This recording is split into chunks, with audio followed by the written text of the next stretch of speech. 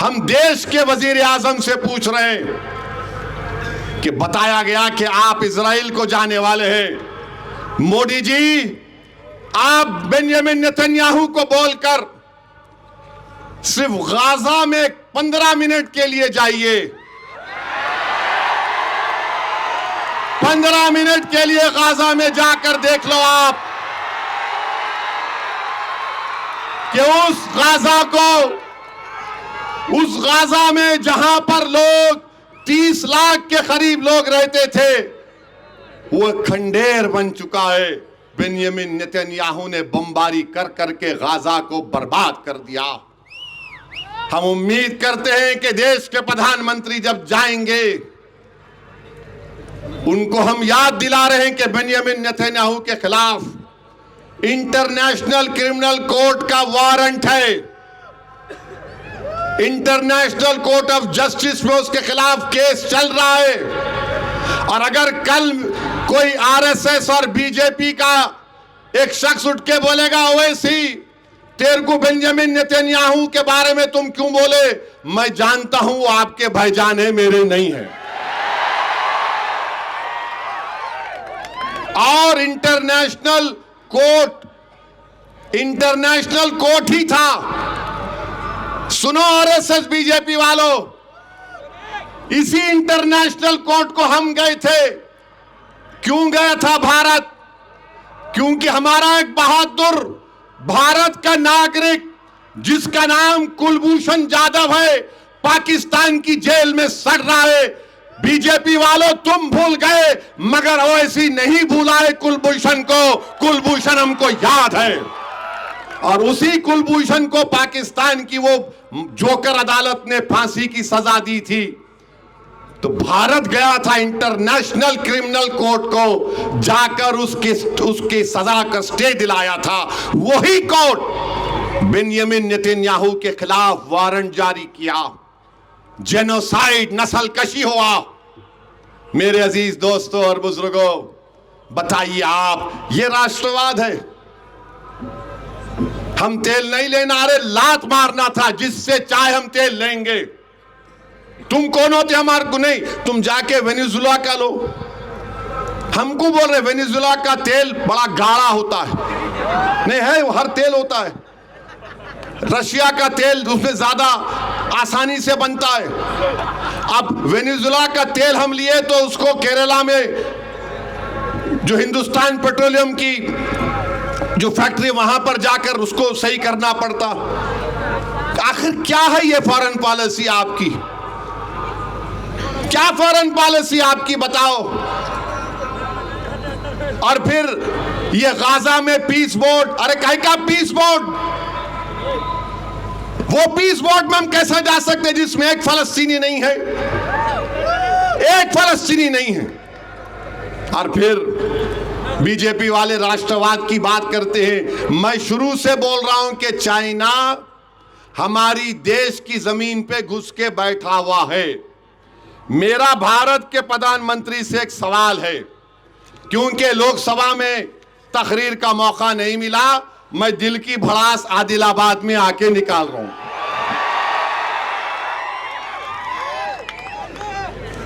अप्रैल 2020 में भारत सरकार ने चाइना को बफर जोन बनाने क्यों दिया? क्यों बफर जोन बनाने दिया? और फिर जो चाइना का परसेप्शन है एलएसी का, मोदी जी की सरकार ने उसको रेफरेंस पॉइंट बना दिया बफर जोन का। तीसरा, एक बहुत बड़ी मैगजीन है इकोनॉमिस्ट, उसका रिपोर्टर दिसंबर 2025 में उसको हमारी यूनियन गवर्नमेंट ने लद्दाख को लेकर गए। उन्हें वहां जाकर देखकर क्या बोला मालूम आपको? उन्हें जाकर बोला कि चाइना वहां पर इतना इंफ्रास्ट्रक्चर बना दिया भारत से 4 गुना ज्यादा।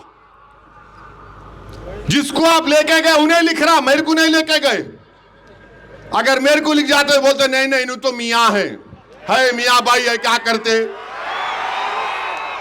और फिर हम उनसे पूछना चाह रहे हैं कि आप चाइना से क्यों डरते, क्यों डरते चाइना से, चाइना से दोस्ती क्यों हो रही है। आपको मालूम, मैं बीजेपी आरएसएस वालों को राष्ट्रवाद का हवाला देकर कह रहा हूं, जब ऑपरेशन सिंदूर हुआ पूरा देश एक हो गया था। 80% हथियार वो जोकर पाकिस्तान के पास चाइना का है, 80% हथियार। जब ऑपरेशन सिंदूर हो रहा था तो चाइना सैटेलाइट इमेजेस दे रहा था, अपने एयरफोर्स के फाइटर दिया, J-10 दिया। ना अमेरिका हमारी इज्जत कर रहा है, इररिलेवेंट बना रहा है, और चीन बोल रहा हम जंग रुका ऑपरेशन सिंदूर। तो मेरे अजीज दोस्तों और बुजुर्गों, ये हर एतबार से अगर आप देखेंगे तो बीजेपी हर महाज पर नाकाम साबित हो रही है। अब लोग बोलेंगे इलेक्शन जीत रहे, अरे इलेक्शन जीतने वाला अगर सामने मुकाबला करने वाला कमजोर रहा तो मेरी क्या गलती है।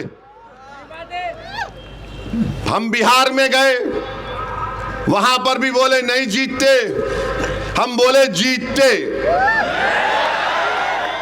नहीं जीतते, हम बोले जीत के दिखाते। सब बोल दिए नहीं नहीं कुछ नहीं होगा। हमारे 4 एमएलए को तोड़ लिए, हम बोले तुम एमएलए को तोड़ लिए, मगर सीमांचल की जनता से जो हमारा मोहब्बत का रिश्ता है वो कल भी था, आज भी और सुबह कयामत तक रहेगा। हम दोबारा जीत गए तो बोले नहीं इन्हों मजहब का इस्तेमाल करे। हाँ, मजहब का इस्तेमाल करे, काय का मजहब का इस्तेमाल करे। संविधान के दायरे में रहकर अगर आप बात करने की तुम में सलाहियत नहीं है तो मैं गूंगों को नहीं सिखा सकता। हम जीत गए, पूरा आसमान सर पर उठा लो, जीत गए जीत गए जीत गए। ऐसा दिख रहा था कि इनके घर से जहाज उठा के भाग गए हम। महाराष्ट्र का बल्दिया का इलेक्शन आया, वो तुम देख लो। महाराष्ट्र का इलेक्शन आया, वो औरंगाबाद में इम्तियाज जलील के खिलाफ टिकट नहीं दे तो रोते ना लोग, जाहिर है फितरी चीज है। और हो गया हो गया हो गया हो गया। कोई बोला वो इसी का जनाजा निकल गया, अरे मेरा बाबू मैं मरने को तैयार हूं तो तैयार है क्या बोल। इलेक्शन हुआ, औरंगाबाद में 33 कॉरपोरेटर मजलिस के जीते, 33 कितने जीते, 33। वो शिंदे के कितने जीते, हमारे से कम। अब बोलो आप, फिर बोले नहीं नहीं वो मालेगांव 21, फिर वो आप चले आओ धूलिया 10, नांदेड़ 14, नागपुर आरएसएस का हेडक्वार्टर,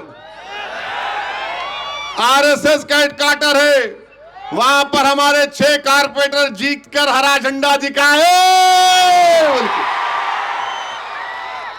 अब इनको समझ में नहीं आ रहा, नहीं नहीं नहीं इन्हों भड़काऊ भाषण देते। अरे भड़काऊ भाषण जब से दे रहा हूं मैं, कौन सी भड़काऊ बात करा बोलो।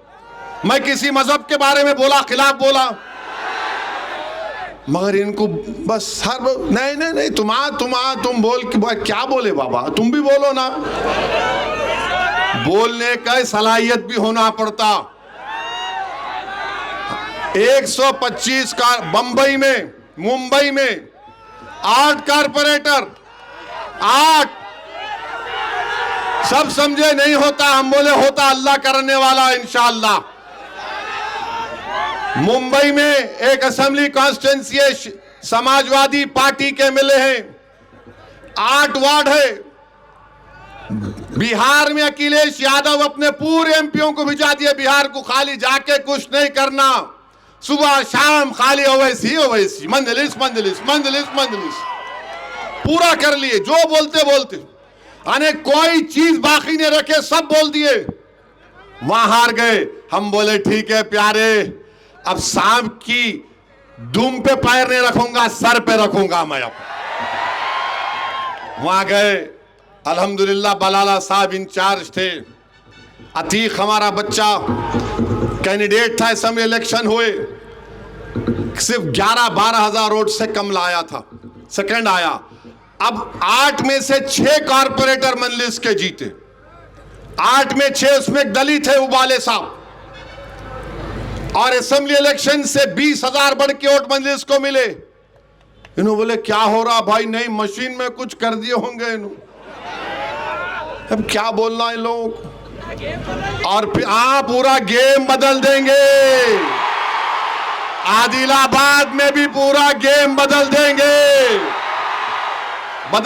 ना, पूरा गेम बदलेंगे ना। बस बस बस बस काफी है। तो मेरे भाई, कितना हो गया? 3 मिनट।